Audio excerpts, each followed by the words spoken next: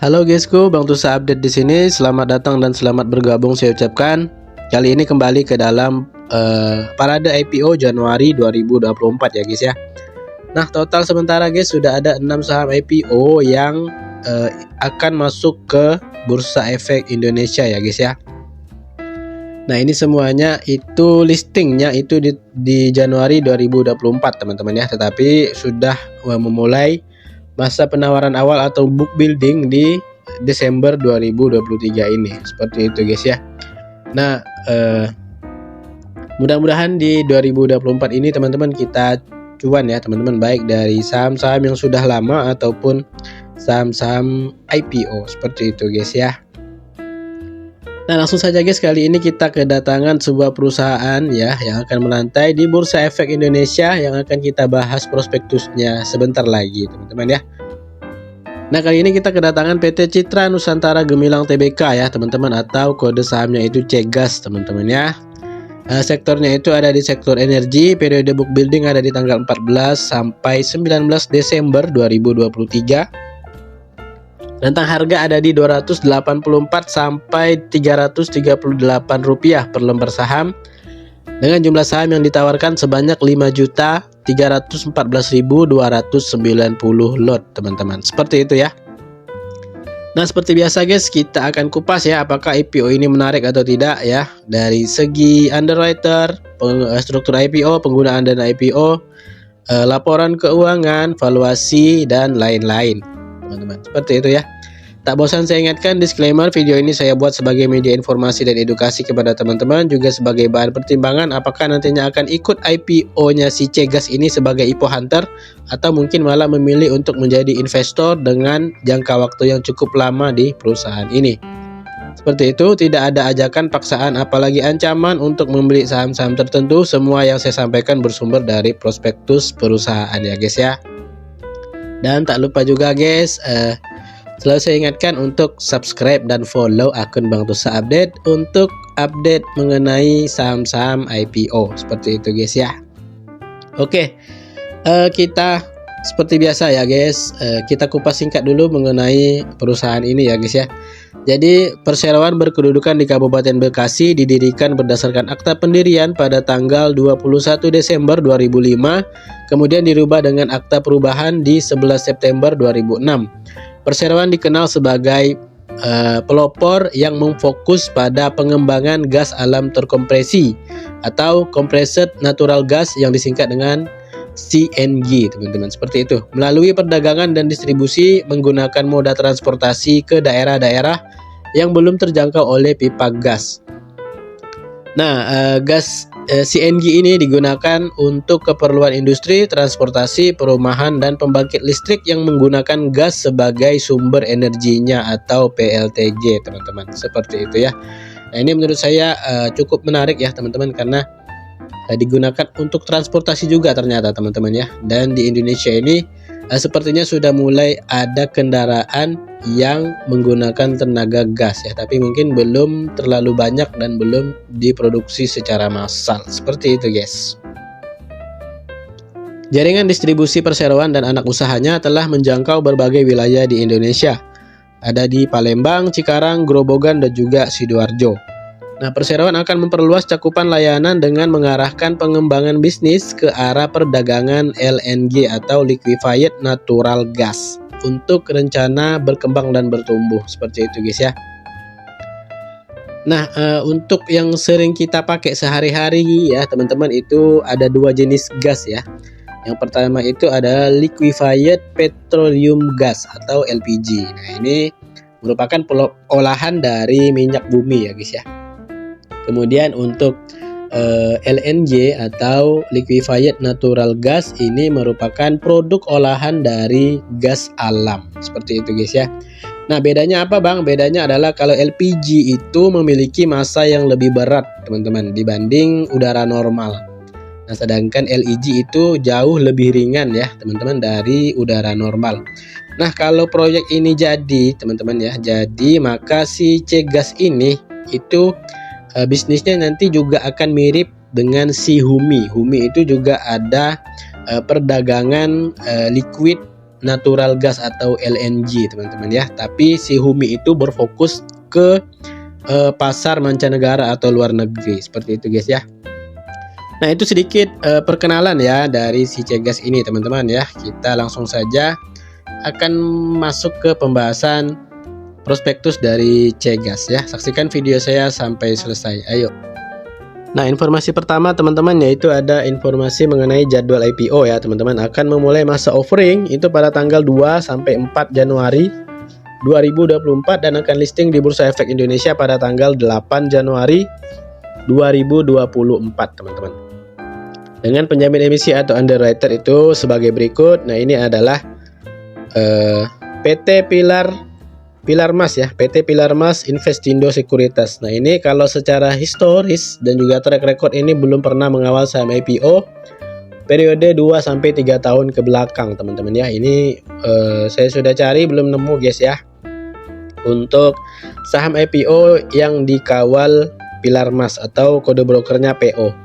Nah, kalau ini jadi, teman-teman, maka si Cegaz ini akan jadi saham IPO pertama yang akan dikawal oleh Pilar Mas. Nah, di situ nanti mungkin kita bisa mengingat historis atau track record dari si PO dalam mengawal saham IPO. Seperti itu, guys.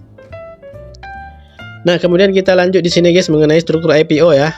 Di sini sebanyak-banyaknya 531.429.000 saham biasa atas nama atau sebanyak-banyaknya 30% dari modal yang ditempatkan dan disetor penuh yang akan ditawarkan kepada masyarakat dengan nilai nominal ada di Rp50 per lembar saham. Kemudian rentang harga 284 sampai 338 ya. Mudah-mudahan bisa deal atau final di harga terendah ya. Seperti itu, guys. Dengan nilai emisi IPO itu ada di Rp150.925.836.000 teman-teman ya. Sampai dengan Rp179.623.002.000 seperti itu, guys. Nah, ini untuk emisi IPO-nya cukup standar ya. Ada di kisaran 100 miliar, tidak terlalu rendah, tidak juga terlalu tinggi, seperti itu. Nah, kemudian dalam IPO ini kita akan diberikan waran seri 1 secara gratis ya, teman-teman. Dengan setiap pembelian 2 saham baru akan mendapatkan 1 waran secara gratis. Dengan jumlah waran itu sebanyak-banyaknya 265.714.500 waran.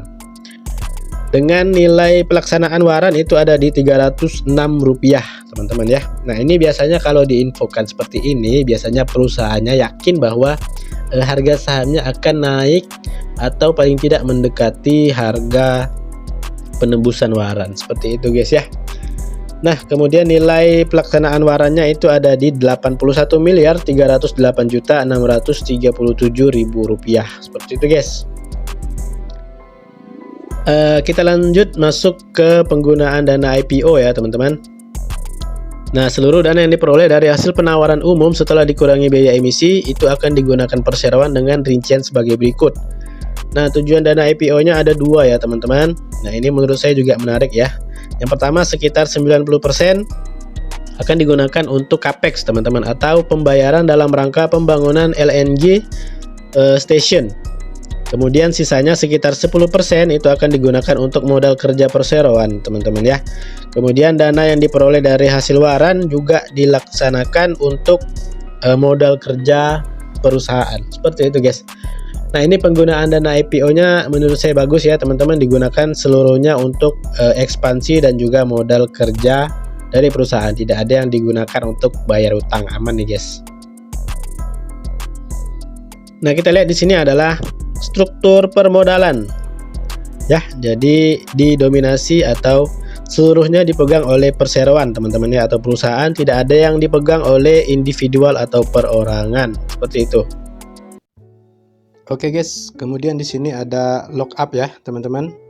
Untuk pembatasan sahamnya itu selama 8 bulan setelah Cegaz ini menjadi efektif atau melantai di Bursa Efek Indonesia. Seperti itu, guys. Oke, guys, selanjutnya di sini kita lihat adalah laporan posisi keuangan dari Cegaz ya, teman-teman. Nah, kita pantau di sini yang pertama adalah dari segi aset, teman-teman ya. Dari tahun 2020 ke tahun 2023 ini mengalami kenaikan ya teman-teman, tapi tidak terlalu banyak ya. 2020 ada di 166 miliar, 2021 183 miliar, 2022 179 miliar, dan per 30 Juni 2023 ada di 188 miliar. Seperti itu guys. Kemudian kita lihat dari segi total liabilitas atau total hutang terpantau naik ya teman-teman, dari tahun 2020 78 miliar, 2021 90 miliar, 2022 102 miliar, dan 30 Juni 2023 ada di 112 miliar rupiah. Seperti itu guys. Kemudian kita lihat dari segi total ekuitas ya, itu mengalami penurunan ya. Penurunan sedikit teman-teman ya, dari tahun 2020 ke tahun 2023. Seperti itu guys. Nah, 2020 88 miliar, 2021 92 miliar, 2022 77, dan per 30 Juni 2023 di 76 miliar rupiah. Nah, kita lihat di sini juga teman-teman ya untuk laporan laba ruginya teman-teman ya. Dari pendapatannya ini terpantau menurun ya teman-teman, dari 2020 ke 2023. 2020 sempat ke 377 miliar ya. Dan 30 Juni 2023 menurun ke 182 miliar rupiah. Oke guys, selanjutnya ini informasi mengenai entitas anak ya teman-teman. Anak usahanya ada 4. Yang pertama ada CNE, CHR, CNE Global, dan CRE. Nah, ini semuanya kegiatan usahanya perdagangan dan distribusi gas alam. Seperti itu guys ya. Kemudian di sini ada kebijakan dividen ya teman-teman. Perseroan berencana membagikan dividen kas kepada para pemegang saham perseroan dalam jumlah sebanyak-banyaknya 30% dari laba bersih tahun buku 2023. Nah, ini habis IPO langsung bagi dividen guys di 2024. Ini cukup bagus juga guys menurut saya ya. Oke guys, kita intip sedikit ya untuk Dewan Komisaris dan juga direksi dari Cegas ini. Ini ada Bapak As'ad Said Ali selaku komisaris utama, kemudian ada Bapak Raditya Muhas selaku komisaris, dan Leo Herlambang selaku komisaris independen. Nah, ini adalah direkturnya ya teman-teman. Direktur utama Bapak Andika Purwonugroho ya, dan dia ini juga menjabat sebagai komisaris di 4 anak usahanya Cegas teman-teman ya. Kemudian ada Agung Wibawa selaku direktur juga. Ada Muhammad Isa Safardi sebagai direktur juga teman-teman. Nah, ini kita lihat juga ada lokasi dan bangunan-bangunan pabriknya teman-teman ya. Ini ada lokasi pabrik Cikarang, ada depo Bandung ya teman-teman. Nah, ini ada tempat-tempatnya, ada tempat kompresor, ada tempat filling station atau pengisian, juga ada kendaraan yang dipakai untuk mengangkut gas alamnya ke pelanggan. Seperti itu guys. Nah, ini juga sama ya lokasi pabriknya, dan juga ini adalah 10 pelanggan dari perseroan dengan periode 3 tahun terakhir teman-teman ya. Nah, ini ada Kalbe Pharma, dan juga di sini ada PT Jarum, kemudian Astra Daihatsu ya, dan masih banyak lagi teman-teman. Nah, ini adalah grafik penyebaran cadangan gas alam Indonesia guys. Nah, ini kalau dari gas alamnya itu tersebar di Sumatera ada 4 ya, Jawa ada 2, Natuna 1, Kalimantan 1, Sulawesi 1, Maluku 1, dan Papua 1. Seperti itu guys. Oke guys, dari hasil pembahasan kita untuk prospektus IPO Cegas ya, sudah ada beberapa poin-poin yang bisa kita jadikan bahan pertimbangan untuk IPO-nya si Cegas ini. Nah, yang pertama kita lihat dari segi bisnis dan prospek usaha ya. Menurut saya ini bagus ya teman-teman, dan masih bisa berkembang di masa yang akan datang. Karena kalau kita lihat sekarang untuk sektor energi itu terus berinovasi teman-teman, dan berkembang dari hari ke hari seperti itu. Nah, kemudian kita lihat dari segi underwriter ya. Underwriternya teman-teman ini masih belum pernah mengawal saham IPO untuk rentang 2-3 tahun ke belakang ya teman-teman. Jadi belum ada historis atau track record yang bisa kita jadikan patokan untuk IPO-nya si Cegas ini ya. Tapi mudah-mudahan ya untuk si PO ini bagus dalam mengawal saham IPO pertamanya ya guys ya, seperti itu. Nah, kemudian kita bahas dari penggunaan dana IPO. Ini juga bagus ya teman-teman, digunakan untuk capex dan opex dari perusahaan, teman-teman, seperti itu. Kemudian untuk laporan keuangannya teman-temannya, ini menurut saya masih bisa dikatakan aman lah ya, atau stabil untuk si Cegas ini, seperti itu. Nah, dalam IPO ini akan ada waran ya teman-teman, 2:1. Nah, ini menurut saya juga bagus ya, karena bisa nambah cuan untuk kita yang ikut IPO-nya Cegas ini, seperti itu. Nah, kemudian ada dividen yang dijanjikan perseroan dengan rasio sebanyak-banyaknya 30% mulai tahun buku 2023 ya. Jadi kemungkinan akan dibagikan tahun 2024 nanti. Jadi kita akan tunggu saja hasil RUPS-nya nanti. Seperti itu, guys. Nah, kemudian dari segi valuasi teman-teman ya. Nah, valuasinya ini bisa dikatakan mahal ya teman-teman untuk ukuran saham IPO ya. Karena PBV-nya itu sudah ada di kisaran 6 kali untuk harga terendah. Kemudian 7 kali jika di harga tertinggi.